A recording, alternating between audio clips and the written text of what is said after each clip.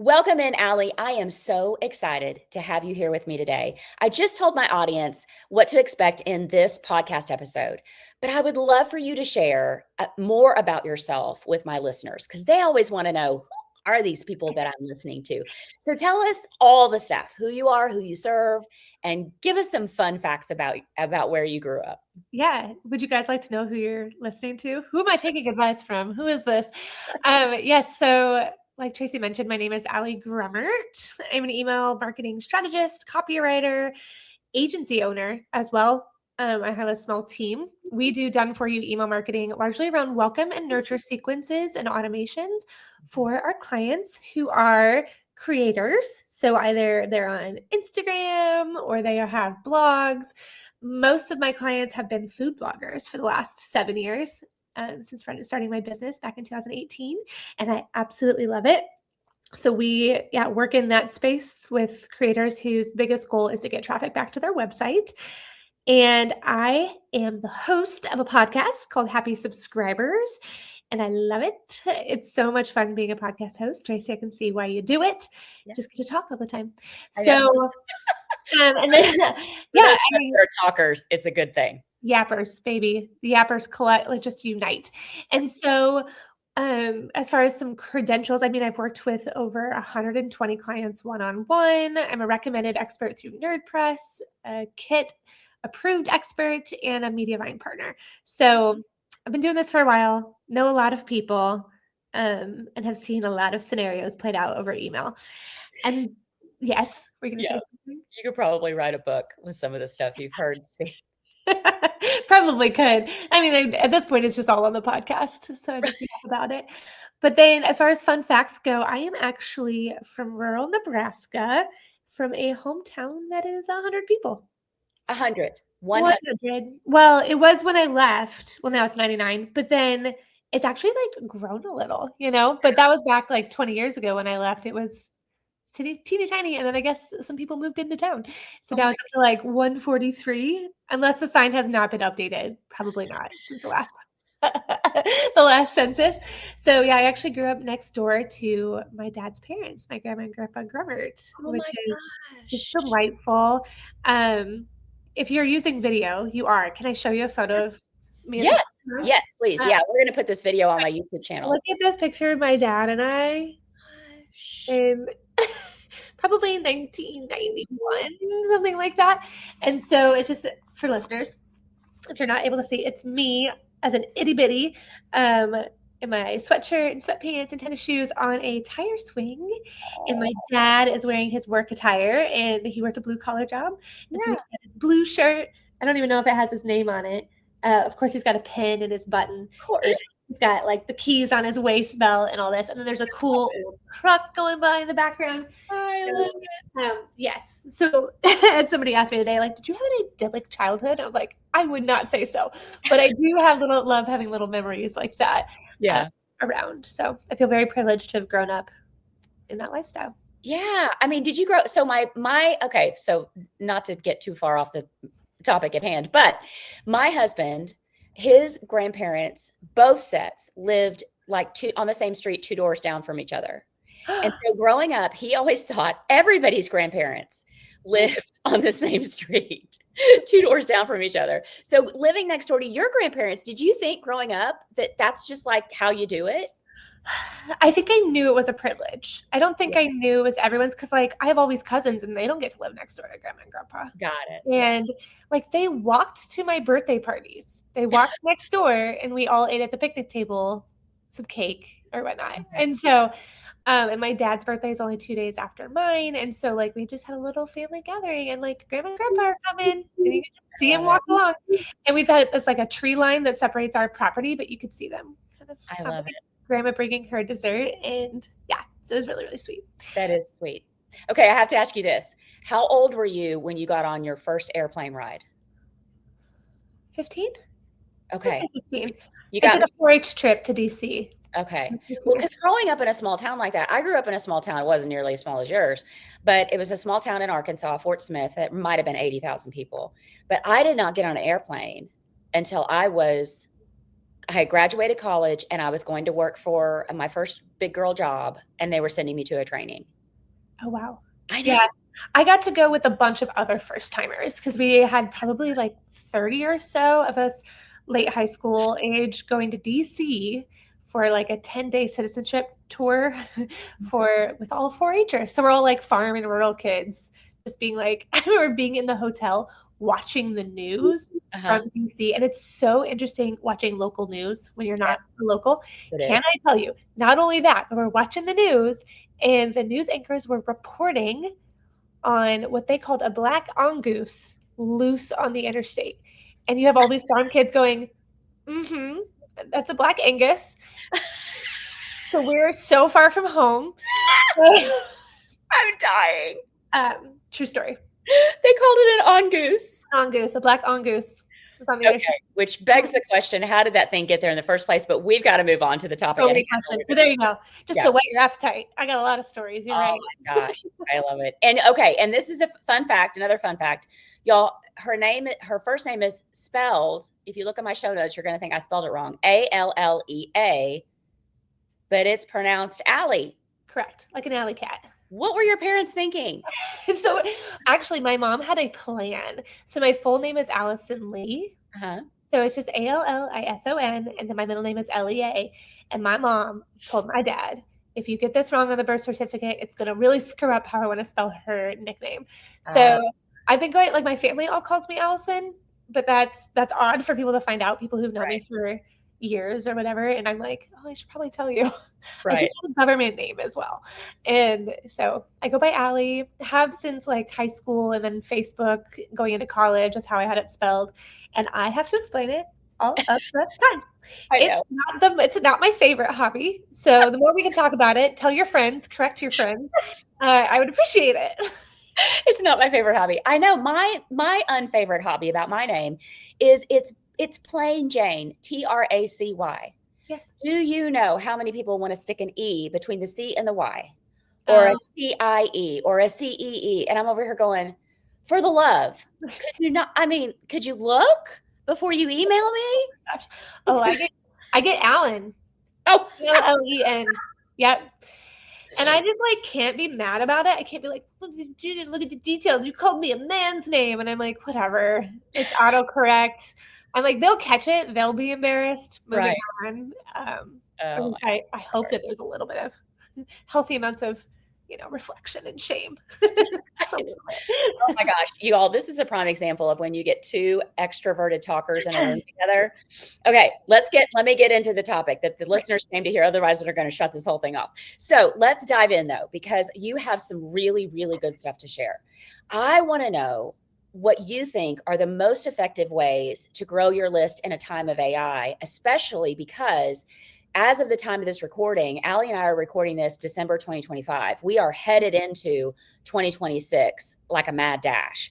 So like, if you could give us your perspective from 2025, but then also will the same things hold true in 2026? Ooh, I love it. So there are just all sorts of tools for list growth that I just want to make sure your listeners know about, because I think that they will be continued to be used in 2026.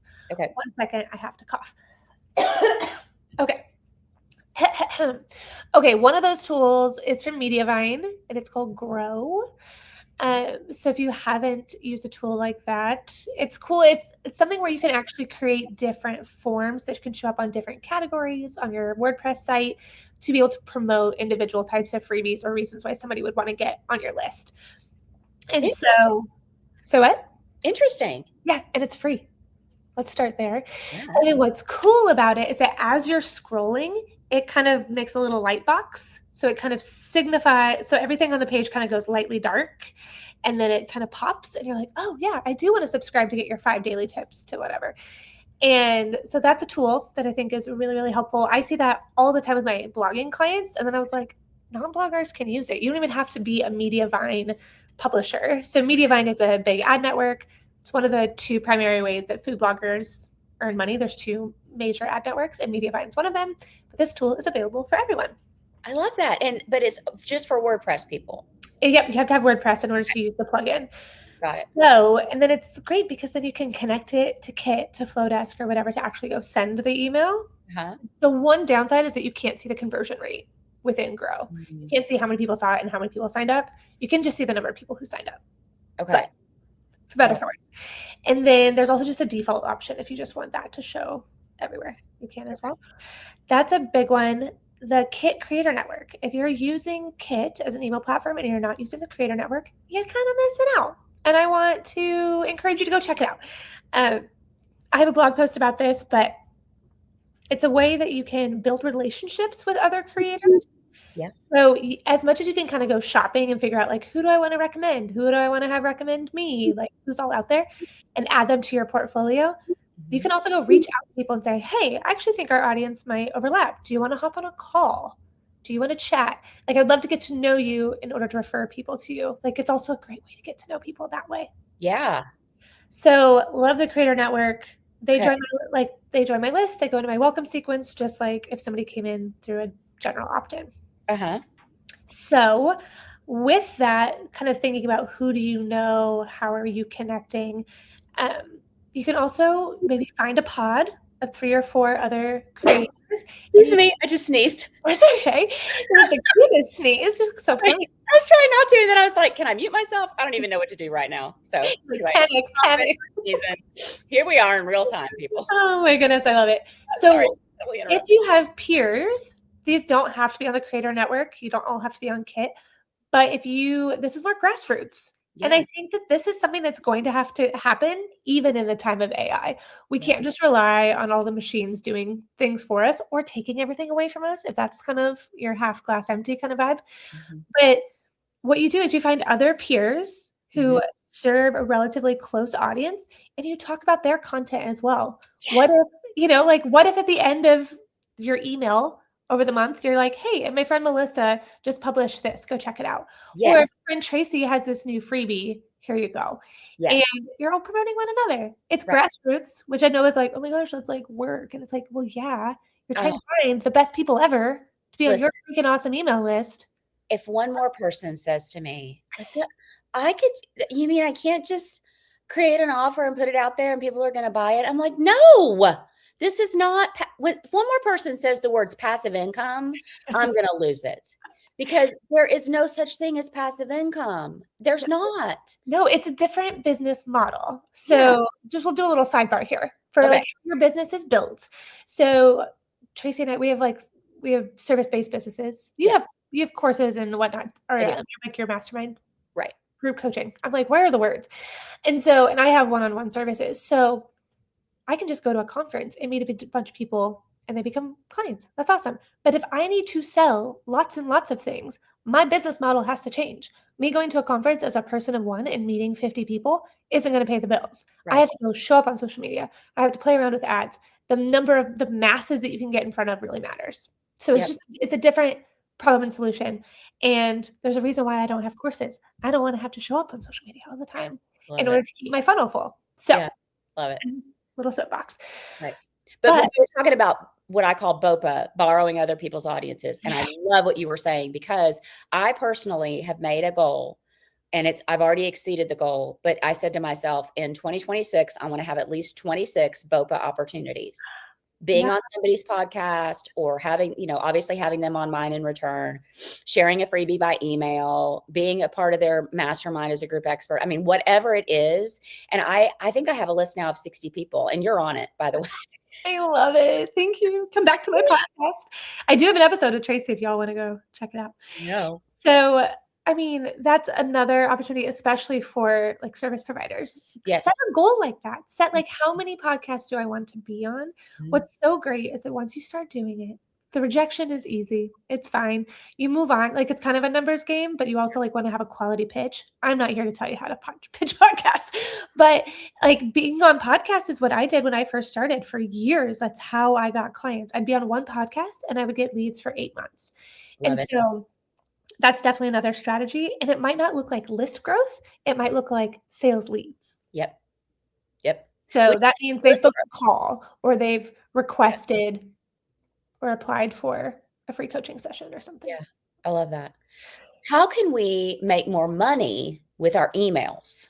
Oh, I have a couple more strategies for list Oh, growth. okay. Oh, good. All right. At least one more, because I Okay. think it's really important. So in the food blogging space, there's a tool called Grocer's List, and you Uh-huh. may see it around where it's like people comment recipe, and the recipe gets sent to your DMs. Uh-huh. There's also ManyChat. So if you're not using either of those, you're really missing out on getting people back to your website Mhm. from social media. There's also the option, at least with the Grocer's List, and I think you can do it in ManyChat as well, is saying like, "Hey, drop me your email and I'll send you the post to your Mhm. inbox." That's a really great strategy for people who are scrolling and busy, but they do want the thing. And then along with those lines on social media is posting to your stories. I have clients that they'll go dark on stories for a few days, kind of hit the reset on it for the algorithm, and then they go live. They post saying, "Hey, if you want my free thing, comment here." And it's using like Grocer's List or ManyChat, and Uh-huh. they so much traffic. So like, yes, it's manual, it's not passive, you can't really schedule it, but it gets my clients really great results. I So love that. Love it. there you go. That's it for list growth for now.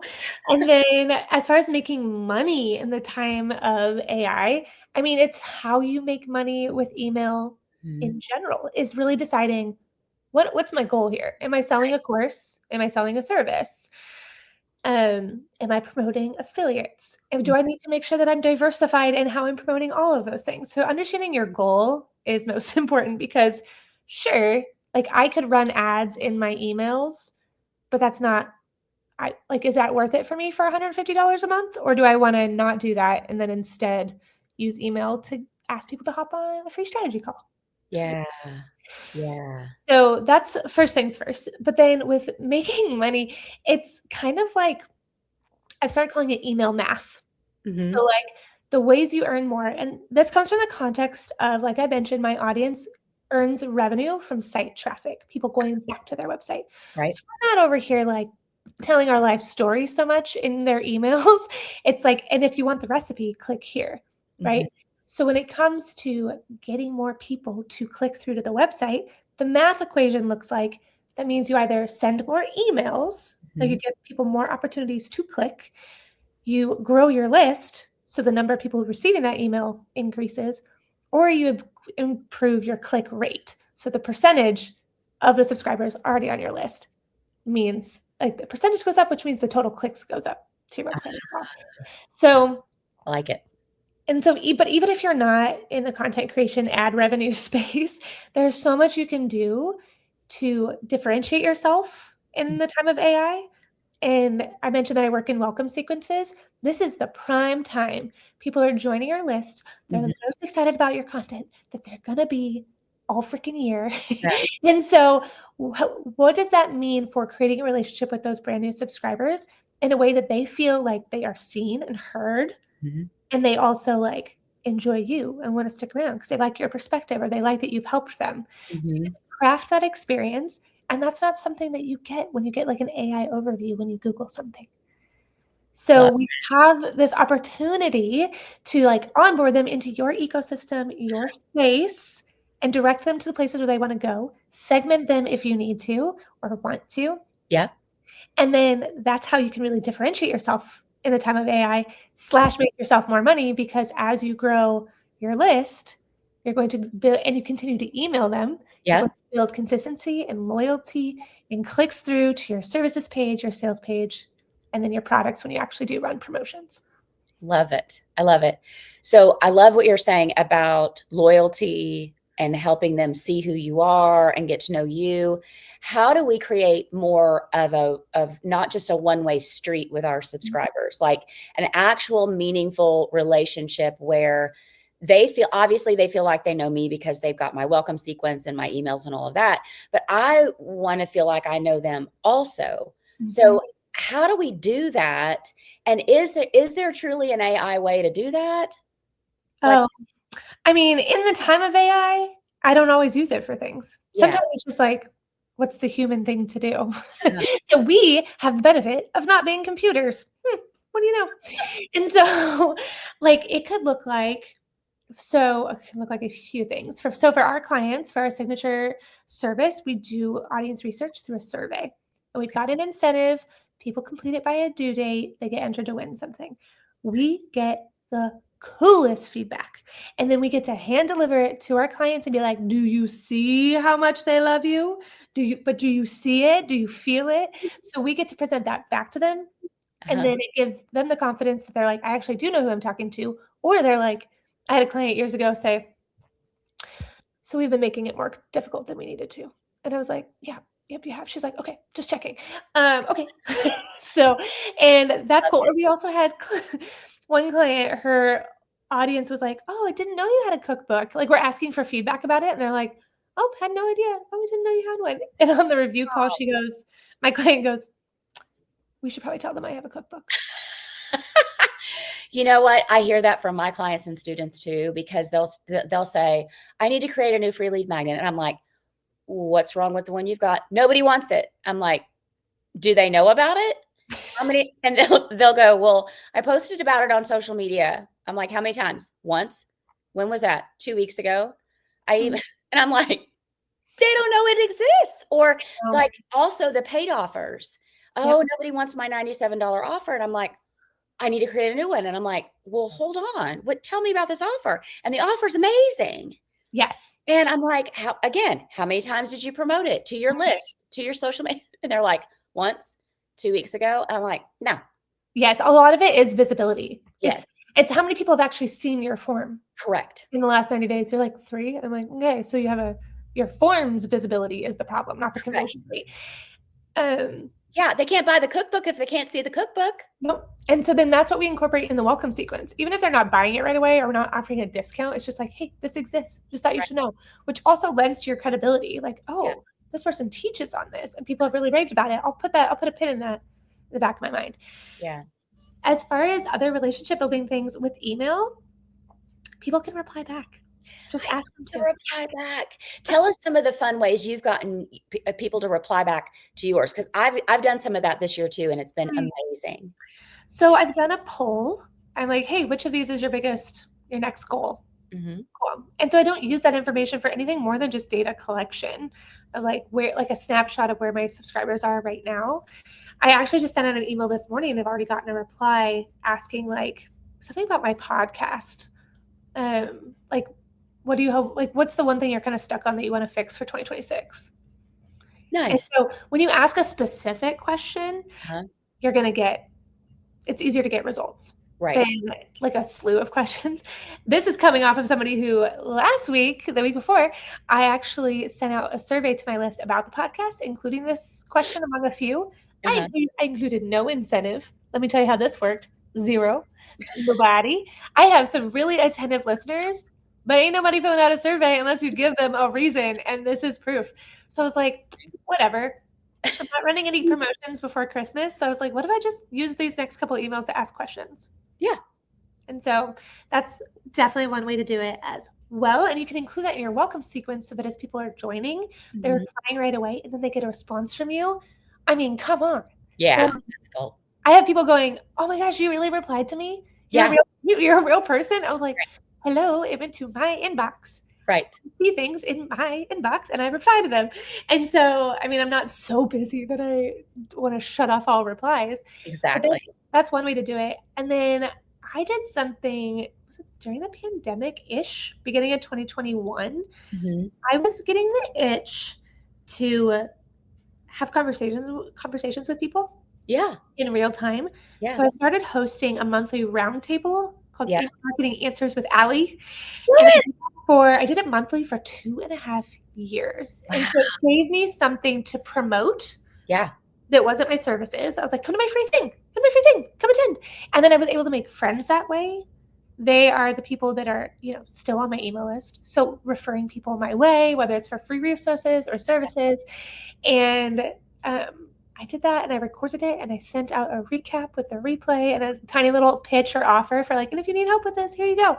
But for an hour a month, I was sitting in real time with the people in my community. I love it. That's something AI cannot do. Exactly. Yes. I love it because one of the things that I have discovered is that same thing. In the last 6 months, I have thought to myself, I've got to build deeper trust with people because as you know, it started for from what I saw, it started in mid 2024, the trust recession, the trust deficit. Mhm. You know, people are slower to buy. And in my world, it's because they've purchased a lot of expensive things from a lot of big names that did not actually help them. And so now they're gun shy to buy from people like you and I that really know what we're doing and that really care. Okay, soapbox moment, sorry. But I said to myself, okay, I want to talk to them. I want to meet them. I want to have, like you're saying, human conversation. And so I started offering a free networking session once a month. All you have to do is be a member of my free Facebook group, and you can come and you can attend. I think we had close to 50 people last Friday for December's. It was incredible. But it gives me an opportunity to talk to them, to hear who they are, support them, cheer them on. And it's been so fun. And then the other thing I'm doing is exactly what you said. Although now I'm thinking about it, I should have a better name. Mine is just a live Q&A, ask me anything. Mhm. I could say, come talk to Tracy. Mhm. And I do a monthly topic. Like the first one I did was on lead magnets.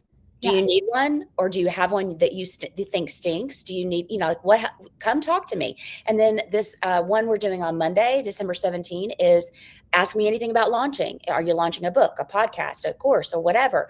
And so it's been, not only has it been so fun, but I think to your point, it really helps solidify. It feels like a give back, but it also feels like something that's going to help grow my business, because my audience is really going to get to know me and if they like me or not. Right? Yes. And then it's also like, it's real time audience research. What are their questions? What do they have issues with? And so I did the same thing. I presented on a topic. Love it. And then anybody in the Zoom room could chime in. I was like, it's not the Allie Grummer show. Like, I mean, yeah, I'll teach for a little bit, but if you have input, if you've tried this, speak up. Love it. I love it. And I really encourage everybody in the group to go follow one another on social media. If, like, have your private conversations. Like, how often do you get to do this in the online space? And so I love that you're already doing that. And that's something that I just kind of ran out of capacity for. And it wasn't converting into sales. It was like, okay, well, after a while, this just becomes a very social environment with no return. And so, but at the time, not only did I kind of want to solve the connection issue, especially because it was during the pandemic. I was living alone in cold Nebraska. I started in January 2021. And from my tiny little apartment, before I had a cat, I was lonely. And then the other benefit was, though, I just knew that if I could answer one question for like each subscriber on my list, they'd be able to move forward. Yeah. It's like, this is it. This is come ask your question. I will give you a definitive answer. And then you have no more excuses. And now you have to go do the thing. I love it. I love that so much. Yeah. Okay. Listeners, you have to do this. You have to do this. Think of a way that you can establish deeper trust with your audience, and how can you make that switch this year? Okay. Let me ask you this question. So what is one surprising thing that most of us get wrong about email marketing, and it actually ends up hurting our list growth and our engagement? Oh, easy. You think you're burdening people. Love it. So you're not sending emails. So I hear this all the time. I just heard this on a call yesterday.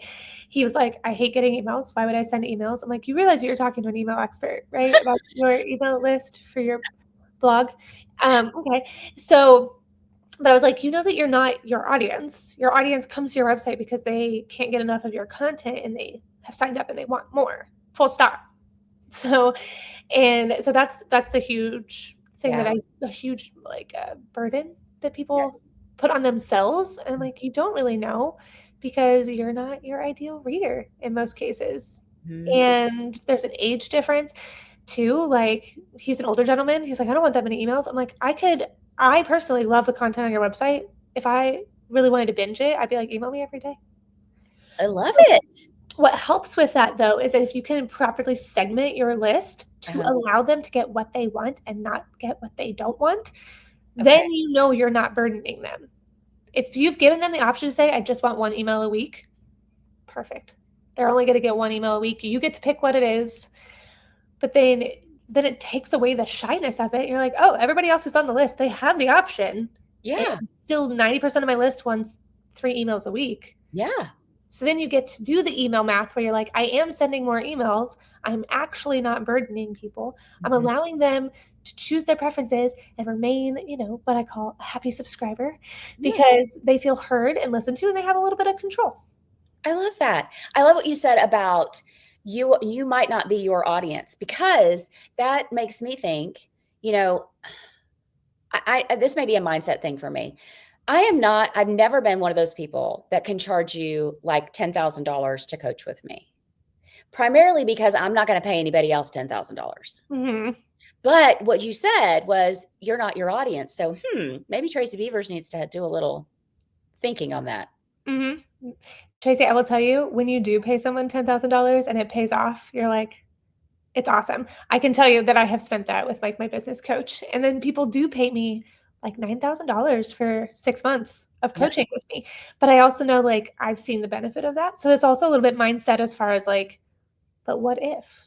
And Yeah. part of it is I can't go charging $9,000 for 6 months if I wasn't willing to pay for it. So it's a little like hand in hand type, like I know the benefit of hiring an expert and therefore I will hire an expert. Or Nice. then I can expect people would hire me for the expert that I am. Yeah, nice. All right. If you had to rebuild an email list from zero today, using only simple organic strategies, what's the first thing you would do? Ooh, I love this question. You guys can tell which questions Tracy didn't give me beforehand. Let me think. Let me think in front of you. Podcast guesting. Love it. I think that's the easy, like, because the result is, and this is what I did. You get to be in front of somebody else's audience. Mm-hmm. You create a list, and even if it's tiny, especially if you're a service provider, you send them an individual email with a Loom video saying, hey, thanks so much for listening to me on Tracy's podcast. I'd love to learn more about what you're doing. Mm-hmm. Let me know. Amazing. 30-second video. And so that's where it kind of goes from marketing to sales, especially when you're first starting out and you need clients. But then you also have the podcast itself to then send back out to your email list. Mm-hmm. So I've actually stopped sending out every podcast I've been on to my list, but that was my strategy of just like a feedback loop of like, see how involved I am? See that people want me on their podcast? You can come learn anything. And I actually have a whole Spotify playlist of all the podcasts that I've been on, and I link to that now. Nice. That's gold. I may need to do that myself because the podcast hosts appreciate it. You know? That's amazing. All right. One more thing, and then we're going to land the plane. Yes. I love to ask my guests this question. It's just a fun question. If you could tell your younger self one thing about business, what would it be?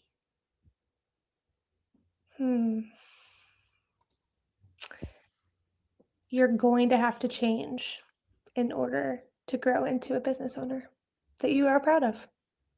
Okay. I can unfold that. I'm in therapy right now. It's fine.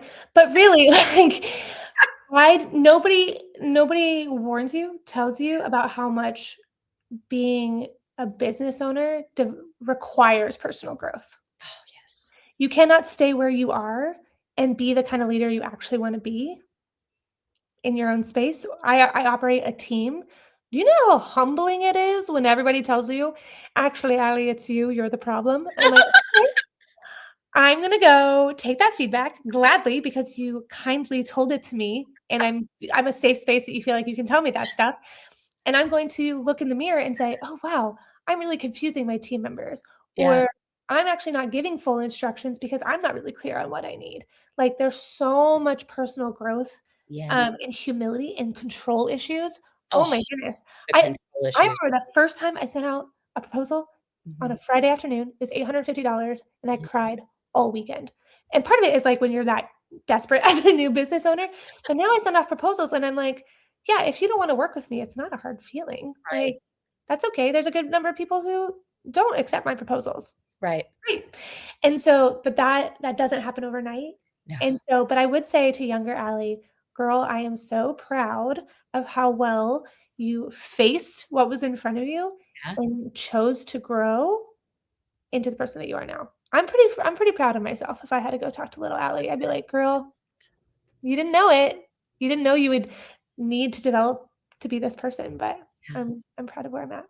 I love that. Oh my gosh, that's beautiful. Where can everybody find you to connect with you? Yeah. So first of all, can I share a little freebie option? Yes, for sure. So I have these free like email strategy boost calls. They're like a 15-minute free coaching call with me. And I have 3 of them just for Tracy's audience. My calendar is filling up. So I have 3 spots saved for y'all that you can apply for at duet.co/apply. And so just tell me a little bit about your business. Make sure it's a good fit to hop on one of those calls. Make sure it's worth your time that I can support you. And then you can find me on Instagram at Allie Grummert in all of its unique spelling, ALLEAGRUMMERT. And I'm sure if you're I don't know what is it like when you can see things and memorize them right away? If you can do that audibly and you just saved all those letters, congratulations. So yeah, you can find me on Instagram. I'm there. And then the Happy Subscribers podcast. You can find us on Apple as well as Spotify. I love that. And we're going to have the links to all of that stuff in the show notes, my friends. So don't worry. The 3 spots she's got available, the application form will be in the show notes. I've got her website, I've got her social media handles, and a link to the podcast as well, because the podcast is really fun. Thank you. It's fun to be a host. I just get to be nerdy about email marketing all of the time. I know. I could talk about it all day myself. Okay, friends, you know the importance of your email list because I tell you about it all the time on this show. And I have a free training for you also for you to grab to help you create email topics and grow your list. So you can go to tracybeavers.com/list building and grab that. It will also be in the show notes. And before I wrap this up with our conclusion, Allie, anything you want to share with our listeners? Oh, I mean, I'm proud of you for what you're doing. What you're doing is already so beneficial to the world. And what I love about email marketing is that you get to share that even more. Thank you. And I'm proud of you too. I am. This is not easy. In fact, I was just on a call this morning with the alums that are in my mastermind from my Business Visibility Made Easy program. Once the students go through the 8 weeks, they get into the alumni mastermind. And a couple of the gals were like, oh my gosh, I am a business owner. And we were so proud of them because it's taken them until now to realize that. And from it goes back to what you and I are saying, this road is not easy. It is a freaking roller coaster. And I say that every single week on this podcast. Being an entrepreneur is hard and we can feel alone. And I don't want anybody ever feeling like they're the only ones that feel that way. No, gosh, no. Because we all feel that way. Yeah. And honestly, like, look at getting therapy. Honestly, I mean, I've gotten back into it this year. I took a year and a half or so hiatus, but I'm back into it. And this idea of like, even just being able to regulate your nerves. Yes. And your anxiety, like that's not normal. I learned that, what is it like? Oh, overthinking is a symptom of anxiety. And I was like, wait, not everybody has that? What do you mean? Not everybody overthinks everything. And so it's like, oh, what would it mean for me to kind of like level that out? So I'm preparing for a big conference. I'm going to be a sponsor. I'm going to be a speaker. I'm flying in a team member. And my friend today was like, are you excited? And I was like, I'm fine. Like I don't have room to get excited, but I'm also not nervous. I just have like a big to-do list and I am going to commit to getting it done. So that's exciting. Big props to therapy there's a lot of like holding tension and needing to be tolerant in times of unknown when you're a business owner. If that's literally the only reason you go and talk to a therapist, you're going to get some really great resources for how to not like freak the crap out of yourself every time your sales are super low or your to-do list is super long. Yeah, I love that. That is really great. There's no shame in that, in seeking help. And I just want to invite listeners again. I know I say this every single week. Come join my free Facebook group. Speaking of being in a community of support, building alongside other people that are doing the same thing you're doing. It's called Be a Confident Entrepreneur. Get visible, grow your email list and your income. We have those free networking events that I talked about once a month. We have the live Q&A, Ask Me Anythings that we do once a month, and come in and get some support. I want you guys to have a great balance of the week and weekend. And I want you to remember that when one of us rises, we all rise. So that is why we've got to keep cheering each other on. Allie, thank you so much for being here. Thank you for having me, Tracy. I appreciate it. You're welcome.